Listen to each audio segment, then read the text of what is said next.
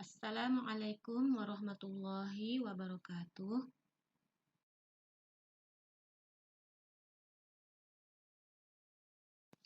Apa kabar anak ustazah semuanya? Ustazah harapkan semoga semua anak ustazah dalam keadaan sehat walafiat. Amin. Nah, anak ustazah, sebelum kita belajar, kita berdoa dulu ya. A'udzu billahi minasy syaithanir rajim. Bismillahirrahmanirrahim. Rabbi zidni ilma warzuqni fahma wa amalan mutaqabbalan ya arhamar rahimin. Amin.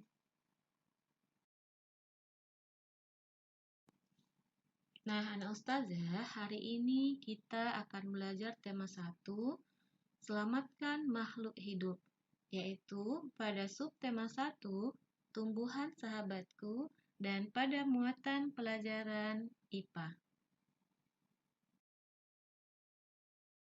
Judul materi kita hari ini adalah proses perkembangbiakan generatif pada tumbuhan.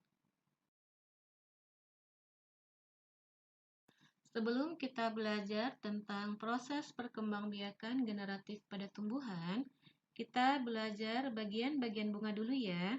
Nah, bagian-bagian bunga itu ada yang pertama, kepala putih, yang kedua, tangkai putih, yang ketiga, ovarium, yang keempat, kepala sari, yang kelima, tangkai sari, yang keenam, kelopak bunga, yang ketujuh, mahkota bunga, yang kedelapan, bakal biji, dan yang kesembilan, tangkai bunga. 1. Kepala putik yaitu bagian putik yang paling ujung atau pucuk dari putik. 2. Tangkai putik yaitu bagian putik yang membuat posisi kepala putik berada cukup tinggi dari bunga yang berguna untuk membantu proses penyerbukan bunga. 3. Bakal buah yaitu bagian putik yang mengandung sel telur dan terletak di bagian dasar bunga. 4. Kepala sari yaitu bagian paling ujung dari tangkai sari dengan ruang-ruang yang berfungsi untuk dapat menampung serbuk sari. 5. Tangkai sari yaitu bagian benang sari yang membuat posisi kepala sari berada cukup tinggi dari bunga yang berfungsi untuk membantu proses penyerbukan bunga.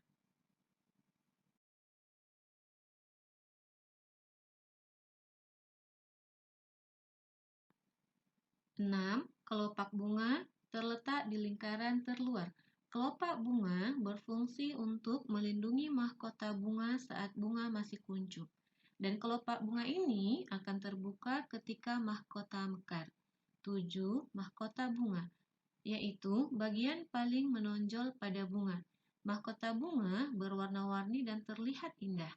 Fungsi warna pada mahkota bunga yaitu untuk menarik perhatian serangga penyerbuk yang berguna untuk proses penyerbukan.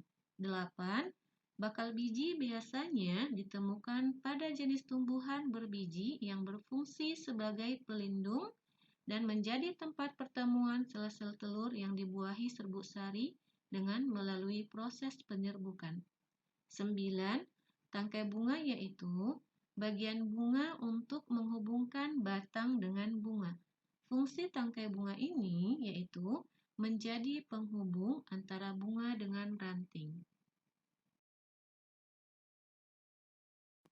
Nah, setelah anak ustazah mengenal bagian-bagian bunga, sekarang kita belajar proses perkembangbiakan generatif pada tumbuhan ya.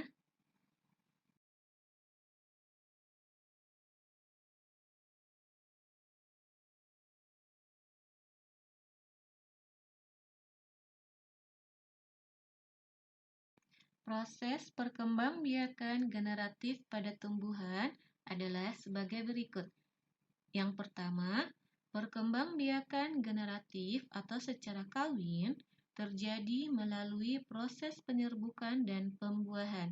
Yang kedua, perkembangbiakan generatif pada tumbuhan diawali dengan penyerbukan, yaitu melekat atau jatuhnya serbuk sari ke kepala putik. Yang ketiga, setelah terjadi penyerbukan, pada serbuk sari tumbuh bulu serbuk sari yang menuju ke ruang bakal biji. Kemudian, serbuk sari akan masuk ke ruang bakal biji melalui buluh serbuk sari. Yang keempat, di dalam ruang bakal biji terjadi pembuahan, yaitu peleburan serbuk sari atau sel kelamin jantan dengan kepala putik atau sel kelamin betina.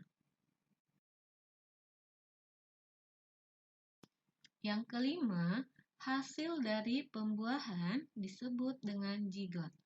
Yang keenam, zigot akan berkembang menjadi lembaga.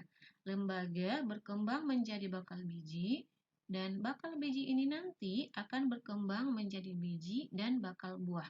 Kemudian, bakal buahnya akan berkembang menjadi daging buah. Dan yang ketujuh, lembaga yang berada di dalam biji itu merupakan calon tumbuhan baru.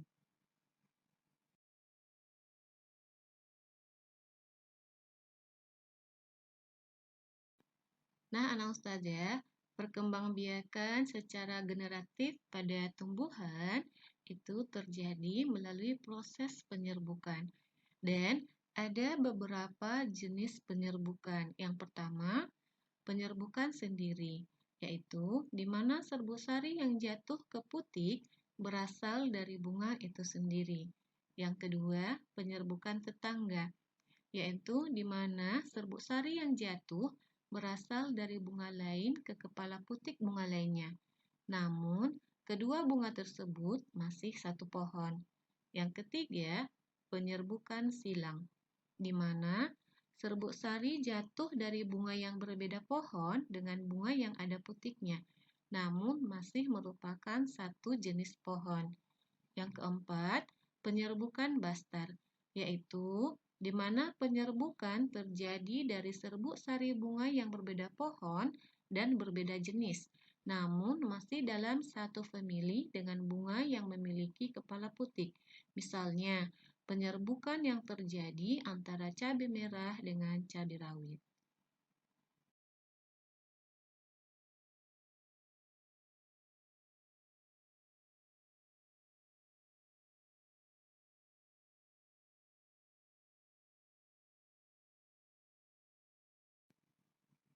Nah, anak ustazah, ada banyak tumbuhan yang berkembang biak secara generatif atau secara kawin.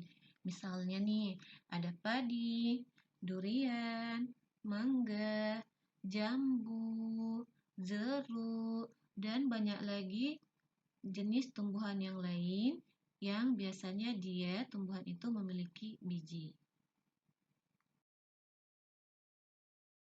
Setelah anak ustazah belajar bagian-bagian bunga dan proses perkembangbiakan pada tumbuhan, sekarang ustazah kasih tugas ya.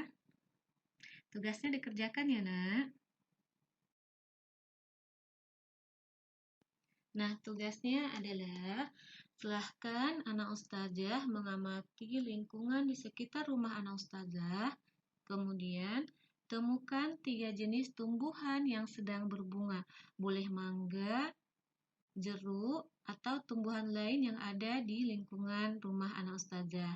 Nah, gambarkan bagian-bagian bunga dari tumbuhan tersebut, kemudian tuliskan cara penyerbukannya. Dibuat seperti pada kolom berikut ini ya.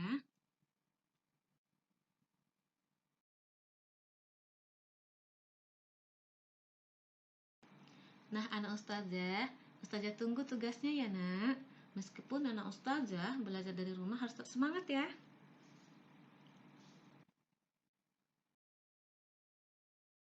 Oke, anak ustazah, sampai di sini pembelajaran kita hari ini. Apabila ada yang ingin ditanyakan atau ada hal yang kurang dimengerti, silahkan anak ustazah menghubungi ustazah via WA ya. Ya, ustazah tutup. Wassalamualaikum warahmatullahi wabarakatuh.